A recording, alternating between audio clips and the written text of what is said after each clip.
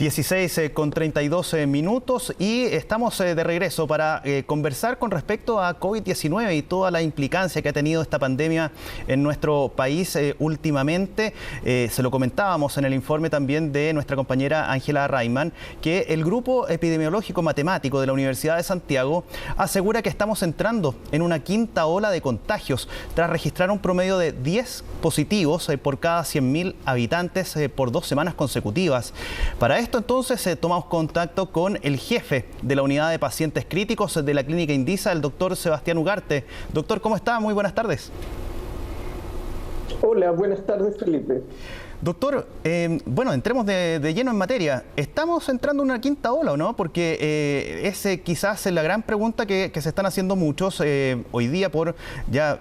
A ver, no sé, será semana y media ya que llevamos en alza los casos. Hoy día, siendo domingo, superamos la barrera de nuevo de los 4.000 casos. Estamos entrando en una quinta ola, ¿no? Efectivamente, los nuevos casos, los casos activos, están en incremento. Tenemos sobre un 7% de positividad a nivel nacional, la región metropolitana con cifras aún más altas.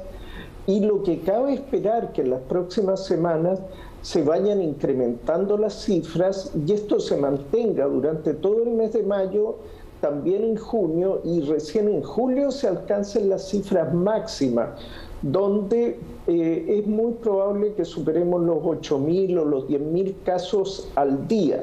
Las hospitalizaciones todavía no han aumentado, pero en algunas semanas más debería empezar a aumentar la demanda de camas también por parte de los enfermos, que siempre va un poco más rezagado que el aumento de casos. ¿Cómo se explica, doctor, esa situación considerando que, pese a que tenemos más de 3 millones de personas que están rezagadas en el proceso de vacunación, sigamos teniendo estos índices tan altos?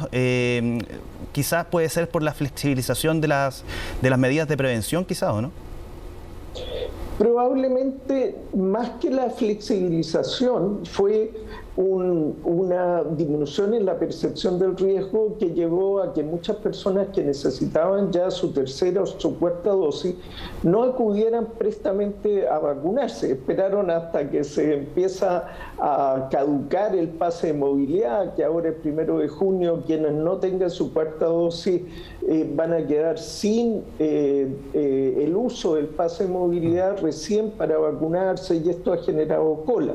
Pero todas las señales que se dieron, no es que el usar menos mascarilla en espacios abiertos vaya a generar este incremento de contagio, pero de alguna manera hubo una menor insistencia en la vacunación. Por ahí es donde está la falla.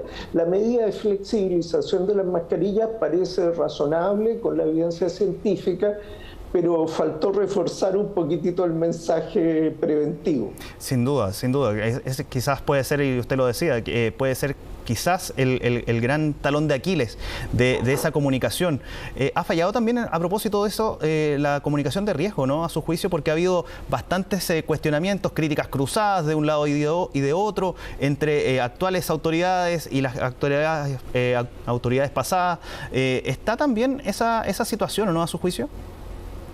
Sí, la verdad es que la comunicación de riesgo ha sido un elemento débil, pero siendo muy honesto, fue débil en la comunicación de las anteriores autoridades y también de las nuevas autoridades. ¿En qué sentido? O sea, tropezamos de nuevo con la misma piedra. ¿En qué sentido, doctor?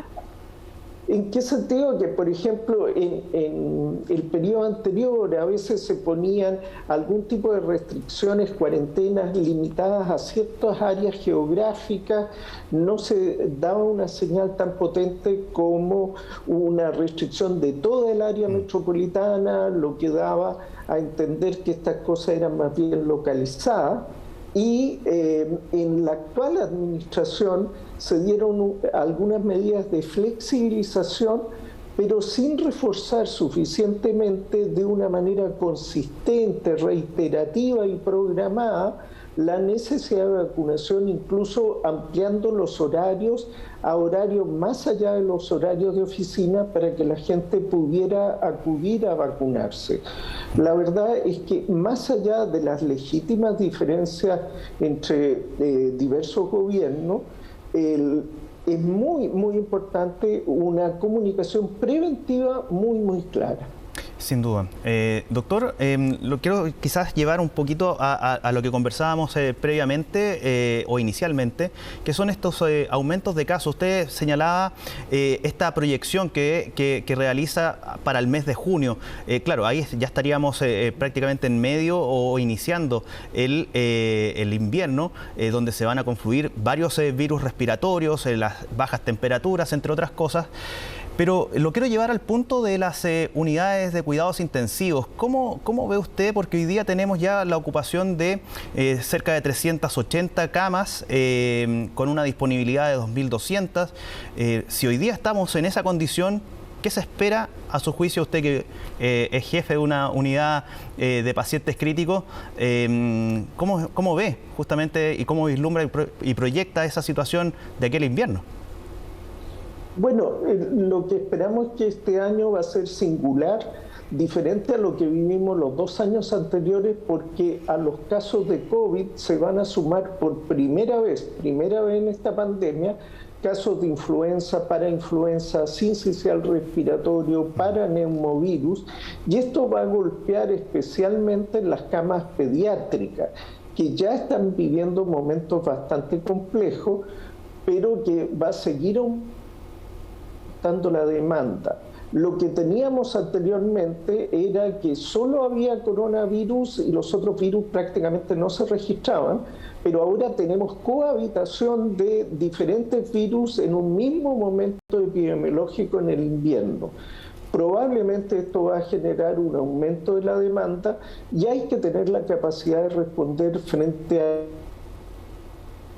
Sí, ahí tenemos un problema con la comunicación con el doctor Sebastián Ugarte. Claro, les comentábamos que ya hay más de 4.206 casos que se registraron durante esta última jornada, en las cifras que entregó justamente el Ministerio de Salud en esta jornada, y hablamos de cuarto día consecutivo, se supera la barrera de los 4.000 casos, y eso es quizás lo que se genera con mayor preocupación.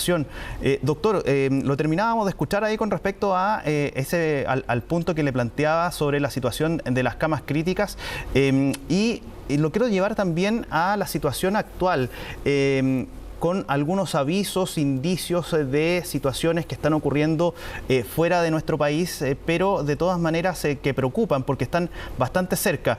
Hace un par de semanas teníamos la información desde Argentina que había llegado un caso de hepatitis en niños, y eso es quizás uno de los temas también de mayor preocupación. ¿Ha conocido, ha tenido, por ejemplo, información usted de casos de este tipo en nuestro país, y cuán preocupante puede llegar a ser esa situación? Bueno, este es un tema de amplia preocupación de la comunidad médica a nivel internacional. Todavía no tengo conocimiento de casos en el país, pero vemos que después de esta epidemia de coronavirus ha emergido un cierto número de casos inusualmente altos de hepatitis en niños que no se deben a los virus habituales. Se ha planteado que puede haber una asociación entre un tipo de adenovirus que se ve potenciado por una infección previa por coronavirus que genera unos macroanticuerpos a nivel intestinal que posibilita después esta reacción de desarrollo de una hepatitis muy grave. Como consecuencia entonces de COVID sería. Claro, es una hipótesis, no está todavía 100% demostrado, pero se piensa que después del COVID quedan estos macroanticuerpos en el intestino y eso posibilita que un tipo de adenovirus sea capaz de desarrollar esta hepatitis grave. Esto ya no se quedó en Europa, ya llegó a América, está en Argentina y debería siguiendo la lógica, tener la posibilidad de aparecer casos en Chile. Los médicos en nuestro país ya estamos advertidos, los pediatras están avisados por la autoridad y se está pesquisando por la aparición de nuevos casos en nuestro territorio. Ahí lo clave es detectarlo oportunamente, porque el peligro es que aproximadamente 1 de cada 10 niños, un 10%, va a requerir trasplante de hígado.